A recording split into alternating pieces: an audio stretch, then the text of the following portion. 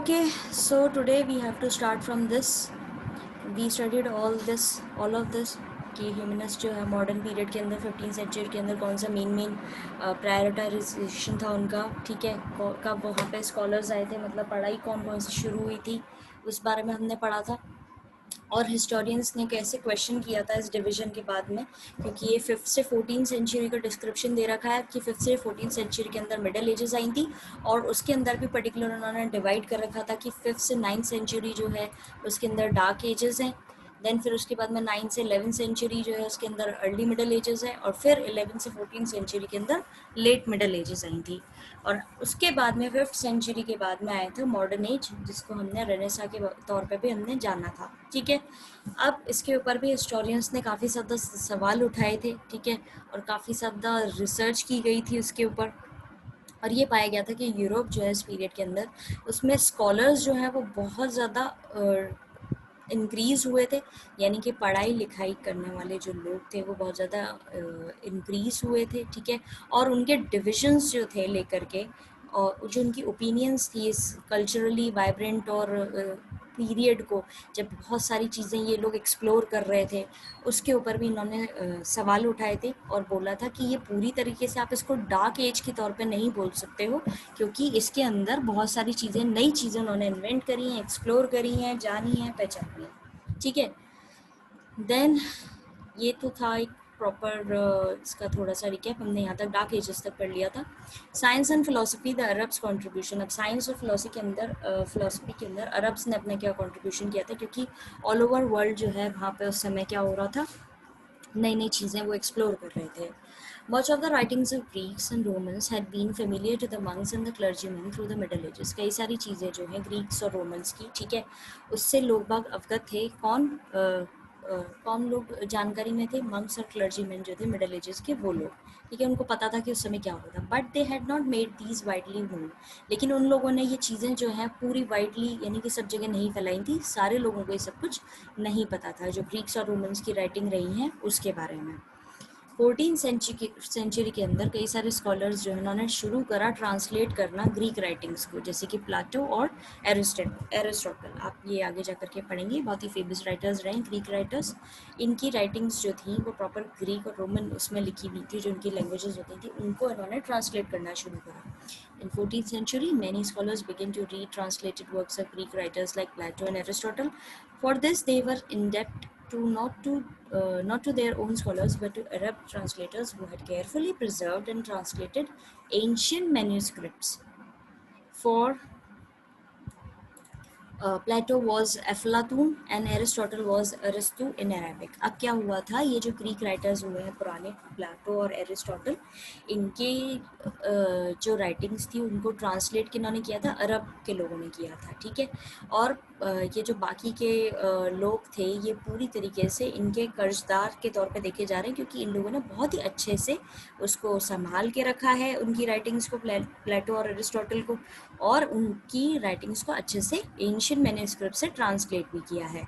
अब इनकी लैंग्वेज में, अरेबिक लैंग्वेज में, प्लेटो को क्या बोला जा रहा है? अफलातून, ठीक है, और एरिस्टोटल के लिए क्या बोला गया? अरिस्टो, ठीक है। दोनों का नाम जो है अरेबिक उसमें थोड़ा डिफर करता है। While some European scholars read Greek and Arabic translation, the Greeks translated works of Arabic and Persian scholar for further transmission to other Europeans. जैसे कि कुछ यूरोपियन स्कॉलर्स जो थे उनकी राइटिंग्स जो ग्रीक में लिखी थी उनको क्या किसने ट्रांसलेट किया था? अरब के लोगों ने। वैसे ही ग्रीक्स जो हैं वो भी क्या ट्रांसलेट कर रहे थे? कुछ अरेबिक और पर्शियन स्कॉलर्स जो थे उनके यहाँ के जो स्कॉलर्स हुए थे उनकी चीज़ों को ट्रांसलेट करके वो ट्रांसमिट करके यूरोपियंस के अंदर ला रहे थे, ठीक है। These works on natural science. अब ये सारी चीज़ें जो ट्रांसलेट कर रहे थे वो किस चीज़ पे, सब्जेक्ट क्या थे उनके जिस पे वो ट्रांसलेट कर रहे थे? कुछ थे नेचुरल साइंस पे, कुछ थे मैथमेटिक्स, कुछ एस्ट्रोनॉमी, कुछ मेडिसिन और कुछ केमिस्ट्री। अब इन सब चीज़ों को वो लोग ट्रांसलेट कर रहे थे। Then Ptolemy Almagest, a work on astronomy written in Greek before 140 CE and later translated into Arabic, carries the Arabic definite article al, which brings out the Arabic connection. Among the Muslims writers who were regarded as men of wisdom in the Italian world were Ibn Sina. ठीक है, अभी क्या, अब ये जो कुछ famous काम रहा है उस समय का, प्लेटोन, टॉलमीज अमलगस्ट, जो ये नाम है, ठीक है, ये काम है एक एस्ट्रोनॉमी के ऊपर, जो ग्रीक में लिखा गया था, रिटन इन ग्रीक, लिखा गया था ग्रीक के अंदर 140 सीई, ठीक है, और बाद में उसको अरेबिक उसमें ट्रांसलेट किया गया और उस आर्टिकल का नाम कर दिया गया अल, उस आर्टिकल को नाम जो अरेबिक लैंग्वेज में था उसका नाम कर दिया गया अल, जिसके बाद जो क्या एक कनेक्शन बताता है, अरेबिक कनेक्शन के बारे में बताता है, ठीक है। कुछ मुस्लिम राइटर्स जो हैं उनको भी बुद्धिजीवी के तौर पे देखा जाता था, ठीक है, मैन ऑफ विजडम के तौर पे देखा जाता था, ये बहुत इंटेलिजेंट है। इटालियन वर्ल्ड में बोला जाए, इटालियन वर्ल्ड में देखा जाए तो उनका नाम था एवन सिना इन लैटिन, ठीक है, 1980 से 1037 के अंदर। एक अरब फिजिशियन रहे हैं, फिलोसोफर रहे हैं, बुखारा सेंट्रल एशिया के अंदर। एक अल राजी रहे हैं, ऑथर मेडिकल एनसाइक्लोपीडिया के। अब ये इनके बारे में डिस्क्रिप्शन दिया गया है कि कौन कब कहाँ क्या रहा है। देन इब्न रुश्द यानी एवेरोस, लैटिन के अंदर इनका नाम है एवरोस। अब ये क्या ट्रांसलेटेड वर्ड हैं, ये इनके नाम भी जो हैं वो लैटिन ग्रीक से उठा करके अरेबिक उसमें ट्रांसलेट किए गए हैं, तो ये थोड़ा सा आपको डिफर लगेंगे सुनने में क्योंकि वहाँ का टच आएगा। इब्न रुश्द जो ये जिनको लैटिन में बोला जाता है एवरोस, 1126 से 98 के बीच में रहे हैं। ये एक अरब फिलोसोफर थे, जो an Arab philosopher of Spain, एक फिलोसोफर तो ये अरब के थे लेकिन रहे ये स्पेन में रहे थे। Try to resolve the tension between philosophical knowledge and religious beliefs. अब इन्होंने क्या कोशिश करी थी कि ये जो फिलोसफिकल नॉलेज और जो धार्मिक रिलीजियस चीज़ें होती हैं उनके बीच में एक सॉल्व करने की कोशिश, जो टेंशन्स क्रिएट हो रही थी उसको सॉल्व करने की कोशिश करी थी।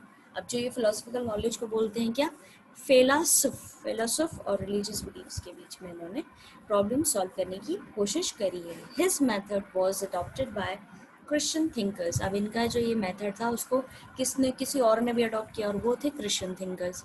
तो यहाँ पे क्या चल रहा है, बेसिकली जो अलग अलग कम्युनिटी के लोग हैं वो एक दूसरे की बुक्स पढ़ रहे हैं या एक दूसरे के ऑथर्स जो पुराने हुए हैं उनको पढ़ रहे हैं, उनको इजी लैंग्वेज में अपनी लोकल लैंग्वेज के अंदर उनको ट्रांसलेट कर रहे हैं और उस चीज़ के बारे में पढ़ करके और चीज़ों को समझ रहे हैं, ठीक है।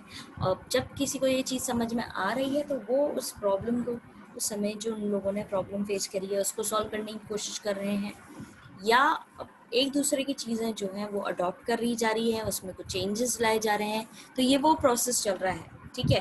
प्रॉपरली साइंस और फिलोसफी से रिलेटेड ही यहाँ पे चीज़ें चल रही हैं मेन। Humanist reach out to people in a ma'am variety. Yes, ma'am ये बुखारा किसी प्लेस का नाम है क्या?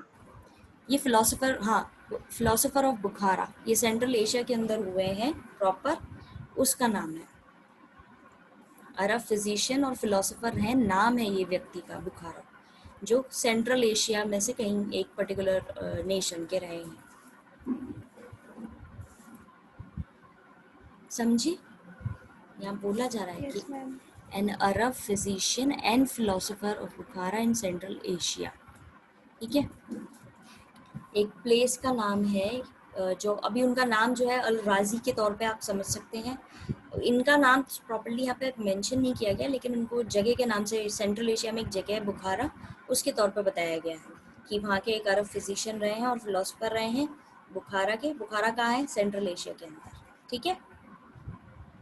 व्यक्ति का नाम नहीं है, ये जगह का नाम ही है जो सेंट्रल एशिया में है। Okay ma'am. तो ह्यूमनिस्ट जो हैं reached out to people in a variety of ways. ये ह्यूमनिस्ट जो लोग रहे हैं, यानी कि इंसानियत वाले जो लोग थे, ये अलग अलग वैरायटी में लोगों तक पहुँचे हैं। Though the curricula in universities continue to be dominated by law, medicine and theology, humanist subjects slowly began to be introduced in schools, and not just in Italy but in other European countries as well. अब क्या हुआ था, ये बाकी जो चीज़ें चल रही थी इन ह्यूमंस से रिलेटेड चीज़ें जो थी वो अलग अलग वैरायटी में लोगों तक पहुंच रही थी। ह्यूमन कल्चर के बारे में लोग पढ़ रहे थे, ह्यूमन साइंस जो होती है वो एक अलग चीज़ होती है। अब यूनिवर्सिटीज़ के अंदर उस समय क्या डोमिनेटेड चीज़ क्या चल रही थी कि उनके यहाँ क्योंकि ट्रेड बढ़ रहा था, तो उनके यहाँ लॉ और कॉमर्स से रिलेटेड चीज़ें जो है वो ज़्यादा इंपॉर्टेंस दी जा रही थी। भले यूनिवर्सिटीज़ के अंदर लॉ की पढ़ाई जो है उस समय बहुत ही डोमिनेटेड थी, यानी कि उसको ज़्यादा प्रायोरिटीज़ मिली हुई थी, उसको ज़्यादा इंपॉर्टेंस मिली हुई थी, लेकिन उसके अलावा मेडिसिन, थियोलॉजी और ये चीज़ें भी डोमिनेंट थी। और उसके प्रॉपरली उसके इन सारी चीज़ों के अगर हट के देखा जाए तो ह्यूमनिस्ट सब्जेक्ट्स जो हैं वो धीरे धीरे इंट्रोड्यूस किए जा रहे थे स्कूल्स के अंदर, और सिर्फ इटली के अंदर ही नहीं, कुछ और यूरोपियन कंट्रीज़ में भी ये ह्यूमनिस्ट स्कूल्स जो हैं, ये सब्जेक्ट्स जो हैं, ये स्कूलों के अंदर आ रहे थे, धीरे धीरे आ रहे थे।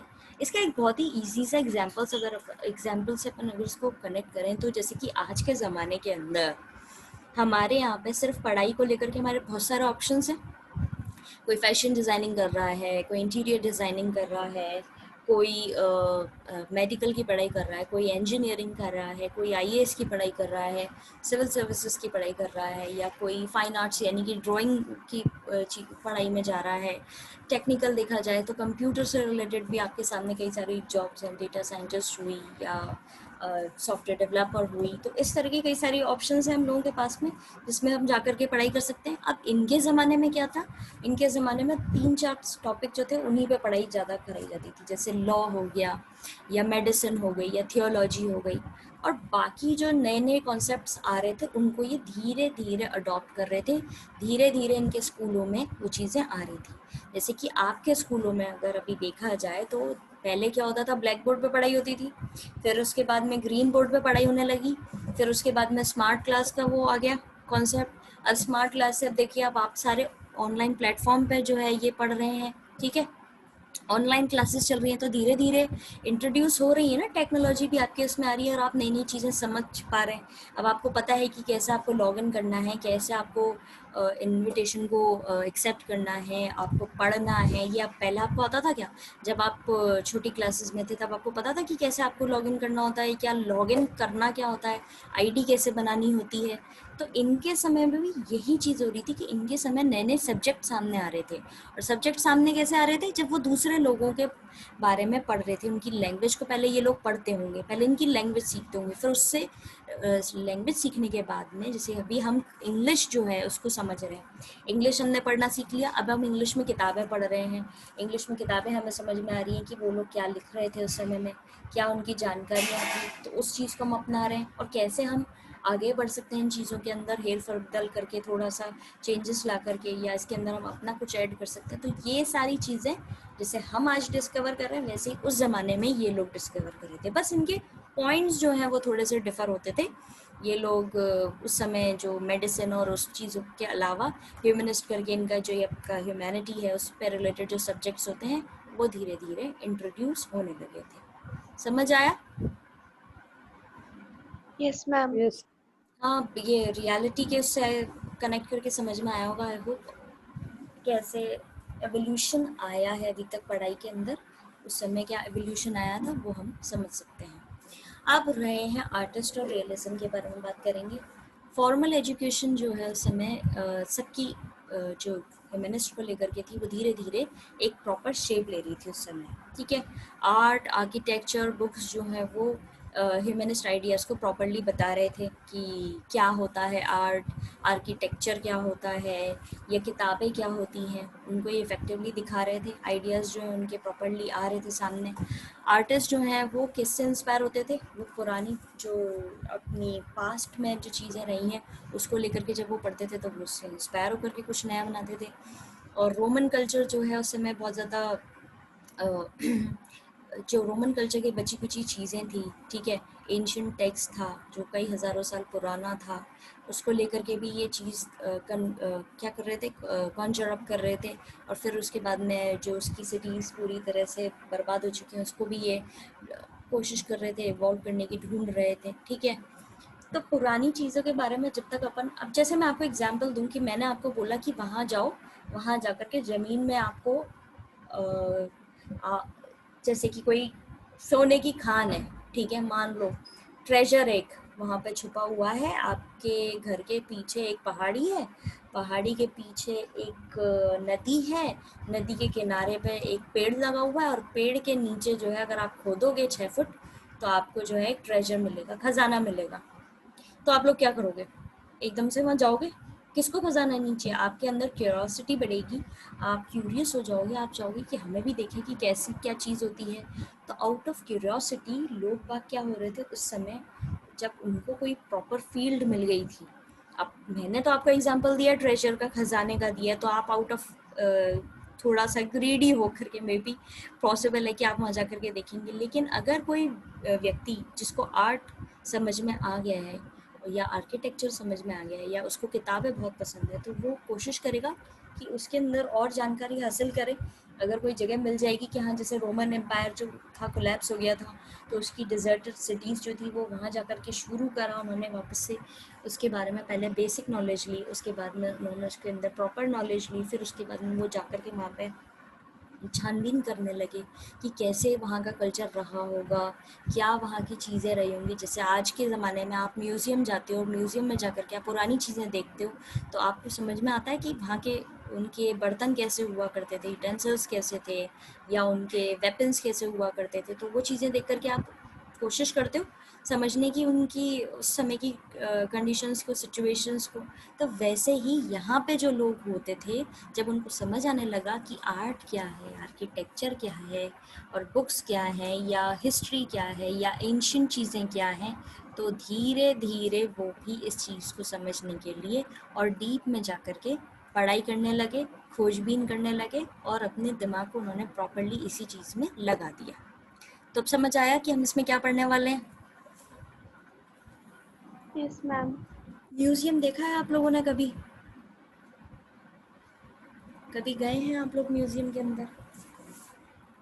No ma'am. कभी नहीं देखा? आर्ट्स के बच्चे होकर के म्यूज़ियम तो देखना बनता है। आप जाएं, देखें म्यूज़ियम, आपको पता पड़ेगा कि वहाँ पे क्या क्या चीज़ें डिफरेंट इंटरेस्टिंग है। आप आएँ कभी देखें, जब ये कोविड प्रॉपरली ठीक हो जाए तभी आइएगा। वैसे तो आई डोंट थिंक कि वो ओपन होगा।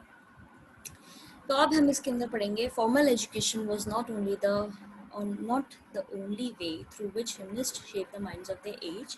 Art, architecture, books were wonderfully effective in transmitting humanist ideas. सिर्फ किताबी ज्ञान जो होता है या फॉर्मल एजुकेशन जो होती है, वो ही एक तरीका नहीं था जिससे लोगों के दिमाग को शेप दिया जाए, उस चीज़ को समझाया जाए। आर्ट, आर्किटेक्चर और बुक्स जो हैं वो भी अपना बहुत ही अच्छा एक इम्प्रेशन डालते हैं ह्यूमनिस्ट आइडियाज़ के बारे में लोगों पर। ठीक है। Artist were inspired by studying works of the past. अब आर्टिस्ट कैसे इंस्पायर हो रहे थे? वो पुराना जो पास्ट में जो भी काम हुआ है उसके बारे में पढ़ करके उससे इंस्पायर हो रहे थे। The material remains of Roman culture was sought with as much excitement as ancient texts. 1,000 years after the fall of Rome, fragments of art were discovered in the ruins of ancient Rome and other deserted cities. अब क्या हो रहा था, ये सिर्फ पढ़ कर के ही उस चीज़ को समझ नहीं रहे थे। ये जो पुराना कल्चर जो था उसके बारे में मटेरियल्स जो बची कुची चीज़ें बची थी उस कल्चर की, उसको लेकर के, या उसके साथ साथ एंशियंट टेक्स्ट जो मिल रहा था उसको लेकर के भी ये लोग बहुत एक्साइटेड थे। और कई हज़ारों साल पहले जब रोम ख़त्म हो गया था या उसके कुछ हिस्से बचे थे आर्ट के, जब उनको डिस्कवर किया जा रहा था डेजर्ट सिटीज़ के अंदर, यानी जो दब चुकी थी सिटीज़, उनको जब रीडिस्कवर किया जा रहा था, उसको लेकर के भी ये लोग उन चीज़ों से समझ पा रहे थे और इनके अंदर एक एक्साइटमेंट था। Their admiration for the figures of perfectly proportioned men and women sculpted so many centuries ago made Italian sculptors want to continue the tradition. अब क्या हो रहा था, जो पुरानी सिटीज़ जो दबी हुई थी कई हज़ारों सालों से, जब उनको उन्होंने डिस्कवर किया, ठीक है, वापस से देखा, तो उसके अंदर मेन और वुमेन के अच्छे अच्छे स्कल्पचर जो हैं वो निकल के आए। इस तरीके से आपको एक एग्जाम्पल दे रखा है। ठीक है, ये है the Pieta by Michelangelo depicts Mary holding the body of Jesus. यानी कि यहाँ पर जो पिएटा करके इस प्रॉपर स्कल्पचर को नाम दिया गया है, जिसके अंदर मैरी जो है, मदर मैरी जो है, वो जीसस को पकड़े हुए हैं। तो इस तरह की सुंदर कलाकृति को देख करके इटालियंस के अंदर जो है एक एक्साइटमेंट आया, और उन्होंने सोचा कि इस कल्चर को तो हमें वापस से आगे तक चलाना है, इसको तो हम कंटिन्यू करेंगे क्योंकि ये बहुत ही परफेक्टली बना हुआ है। ठीक है। इन 1416 Donatello 1386 to 1466 broke new grounds with his lifelike statues। इन्होंने क्या किया, 14 सेंचुरी के अंदर, 1416 के अंदर इन्होंने एक ऐसे लाइफ लाइक स्टेच्यूज बनाना शुरू करा और बहुत ज़्यादा उस समय इनको फेम भी मिला, यानी कि ऐसा लगे इस स्कल्पचर को देख करके कि ये बिल्कुल जैसे जीवित ही है. ठीक है. So that's all for today. We'll continue tomorrow. If you have any problem, please conjure up your problems. We'll discuss in tomorrow's class, and please stay safe, ma'am stay healthy. Yes.